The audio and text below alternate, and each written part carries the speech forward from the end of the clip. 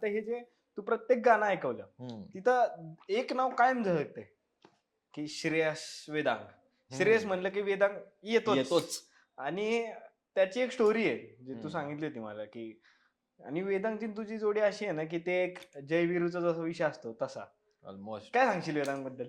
अरे वेदांगला मला वाटतं आम्ही एकमेकाला तेव्हा भेटलोय ना, जेव्हा आम्ही आमच्या दोघांच्या फॉर्मेशन एजेस मध्ये होतो नाही का, की जेव्हा तुम्ही घडत असता नाही का, ऍज अ इंडिव्हिज्युअल घडत असता. आम्ही तेव्हा एकमेकाला भेटलोय. जस्ट म्युझिक चालू केलेलं, मी लिहायला चालू केले, त्यांनी प्रोडक्शन चालू केले. आधी आम्ही 1-2 वर्ष काय भेटलो नव्हतो. आधी आम्ही इंटरनेटवर बोलायचो. मी मुंबईला होतो, तो इथं होता. आणि जेव्हा मी इकडे आलो ना इंजिनिअरिंगला हा 2014-15 नंतर, तेव्हा मी त्याला काहीतरी भेटलो नाही का. मग तो आला घरी, मी जिकडे राहायचो रूमवर.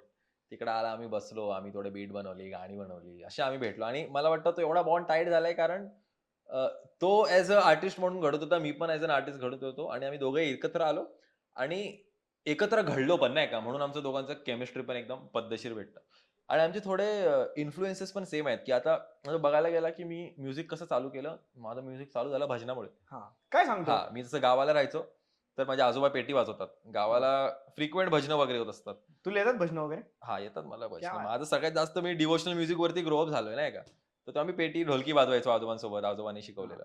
तर ते माझं होतं इंट्रोडक्शन नाही का म्युझिकमध्ये. आणि वेदांत पण क्लासिक म्युझिक शिकायला वाटतं. त्याला तबला येतो वाजवायला. तर आमचे थोडेसे बेस इन्फ्लुअन्स पण सेम आहेत नाही का. म्हणून आमची अशी पद्धतशीर एकदम जोडी जमली असं.